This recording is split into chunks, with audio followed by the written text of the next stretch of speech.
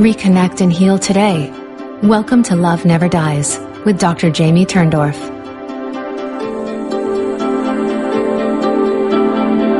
Hello, everybody, and welcome to Love Never Dies Radio. I'm Dr. Jamie Turndorf, and it is my pleasure to be with you again this week. So I have a question for you. Have you ever experienced the trauma, the shock, the devastation of a sudden loss?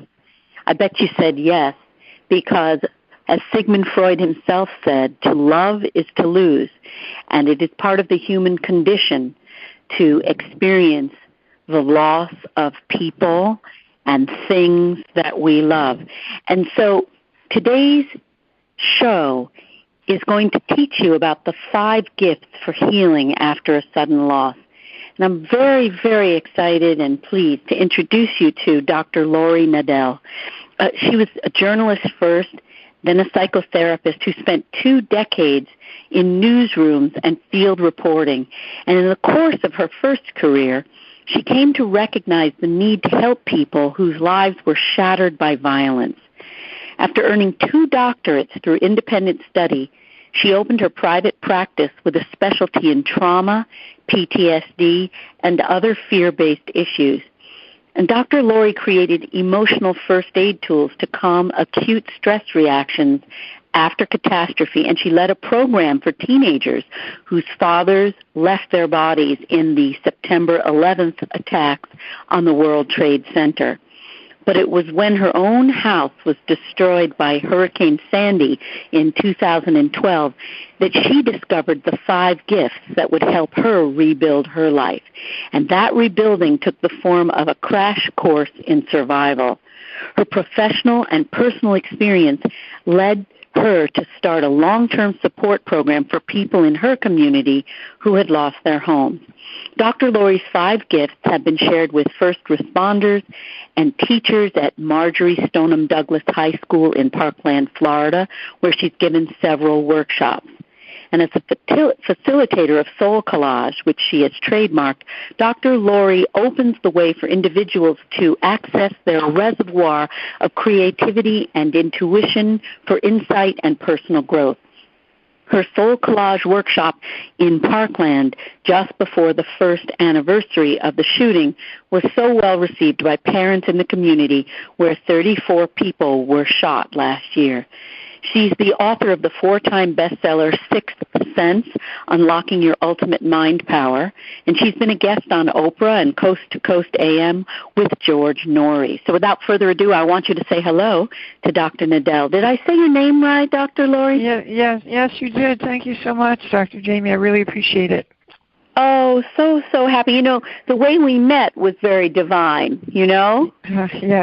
Yes. It really was. It was my first, I lost my Super Bowl virginity. I'd never been to a Super Bowl party, and I was invited, and there you were, and we just connected.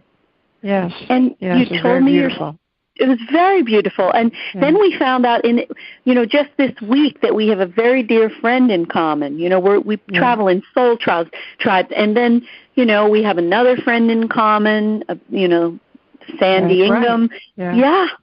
So tell everybody a little bit about your story, because your story is a perfect segue into the 5 gifts, because you discovered the 5 gifts as a result of your own trauma and loss, right? Yes, and I think my first career in journalism really exposed me to the massive amount of devastation that goes on this planet every day. And there were, in the I call it the BI, before Internet era.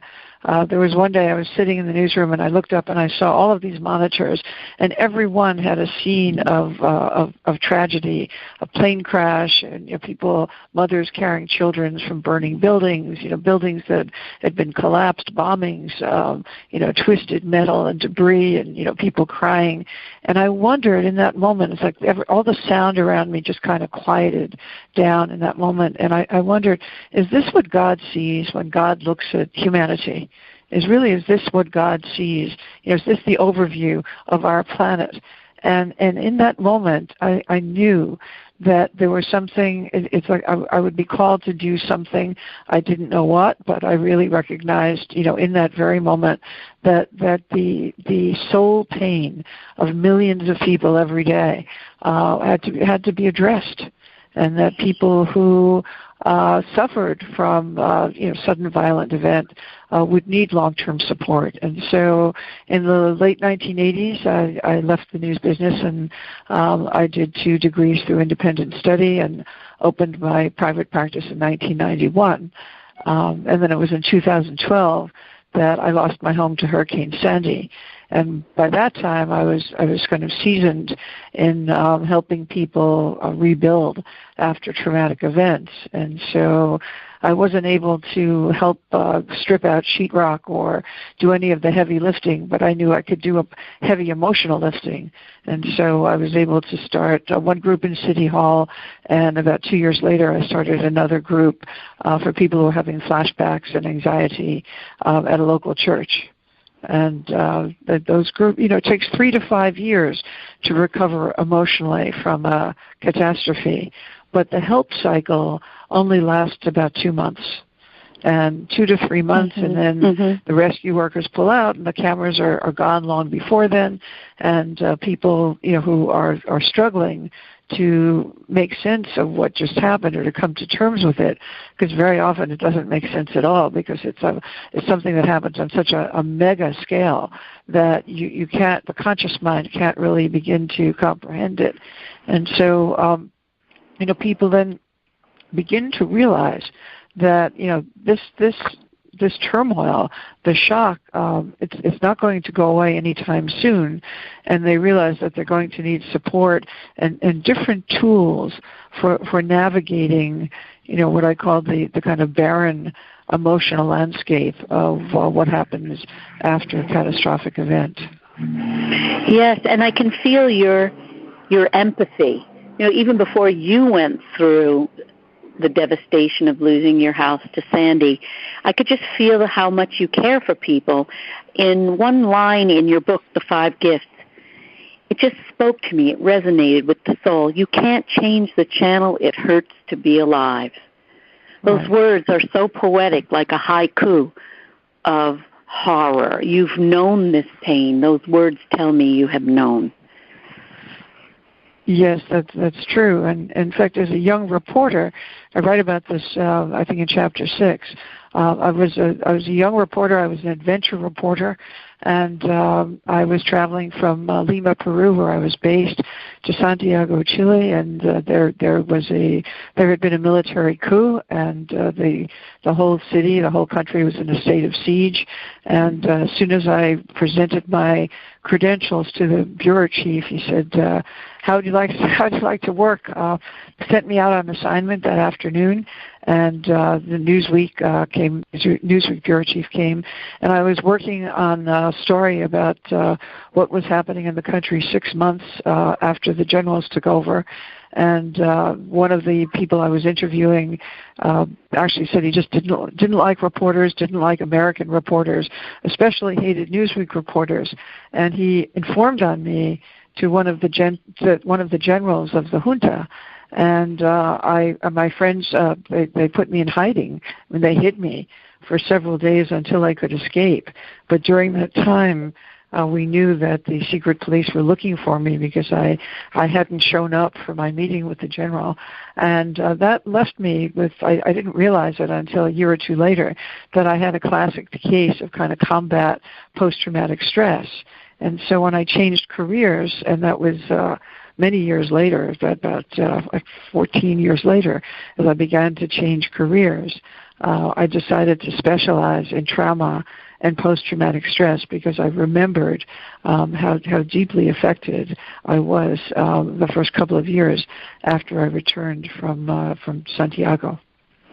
It's so traumatizing, and no matter how much work you do, I've done so much work myself with trauma, and I know that there are limitations in the talking therapies because there's so much trauma that goes into the body on a cellular level, right? Absolutely.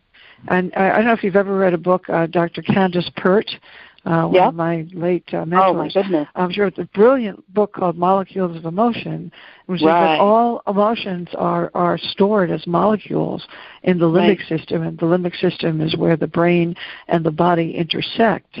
And so I always think of a trauma molecule as like a hard little bead of a molecule. It's compressed, and that's kind of my visual of it. It's like a very tight little, almost like a ball bearing, and we kind of store them. Like in order to function, we have to take those molecules and kind of store them in a drawer and just say, okay, I can't deal with you now. I have to function, have to make decisions, I have to go back to work. And then years later, the drawer can just pop open when we're not expecting it, and we can be flooded with a cascade of those molecules of emotion that can cause us to have a profound flashback as if the event was happening to us again. And that's the nature of trauma. And do you find that through the work that you do, your soul collage, are you able to break down the beads and actually dispel them from the cells? There are a number of different techniques that I use, but I've been really very impressed at how powerful soul collage is. Now, soul collage, we make a collage on a 5x7 piece of a mat board or a card, and we can make the collage around a particular theme. Sometimes people will make the collage around one of the 5 gifts. And then when you're actually working with the paper and the scissors and the glue, it automatically regresses us into a creative state. Carl Jung said that sometimes the hands can solve a mystery that the mind has struggled with in vain. And so as you're kind of looking at these images from magazines or from your own personal photos, as the images kind of pop out at you intuitively, you arrange them into this collage, and then we have a deepening dialogue process by which the images themselves are invited to speak to us.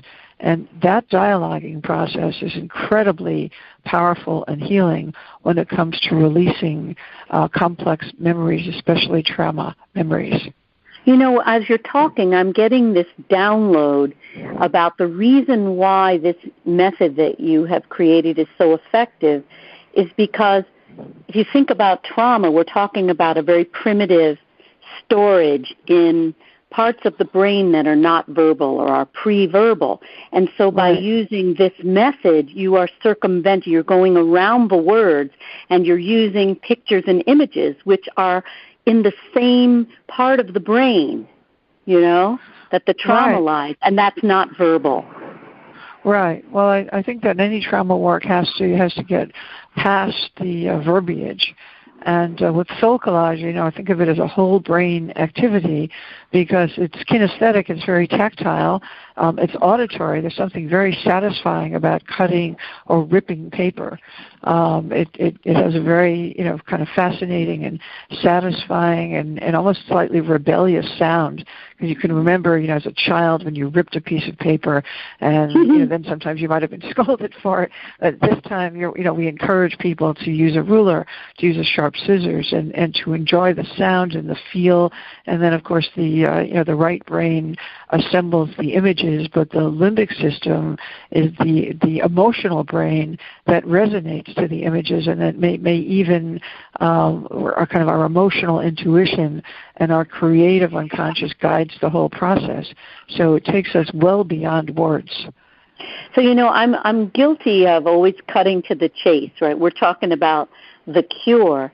And I think it would be good to step back and talk more, break down the bare bones of the 5 gifts, right?